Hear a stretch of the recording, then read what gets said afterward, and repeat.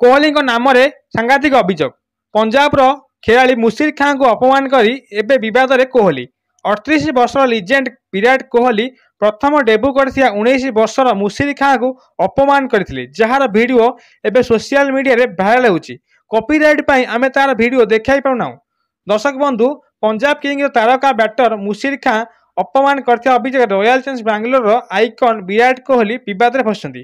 Qualify एक match रे मुशीर को इंडियन प्रीमियर लीग रो डेब्यू समय कोहली एक टिप्पणी जहाँकि भाइराल होउची। मैच समय प्रथम स्लिप रे विराट कोहली मुशीर को कहितले जे ये किए पानी पियाओ एमिति इंगित करथिला बेले एहाकु सोशल मीडिया रे भाइराल होउची। एही घटना मुशीर को अपमान करछि बोली अभियोग होइछि जहाँ फल कि फैंस के मध्य रे विवाद सृष्टि होइछि। एमिति मुशीर खां पूर्व मैच एक्स्ट्रा प्लेयर हिसाब से खेलाड़ी पड़िया भीतर को पानी एवं ठंडा नहीं आसुले किंतु काली जिते डेब्यू करने सुजोग मिलता सी बैटिंग आसी यह देखी विराट कोहली कही ये से पानी वाला ना ये कि या पानी पियाओ एमती कहू ए वीडियो भाइराल होउची।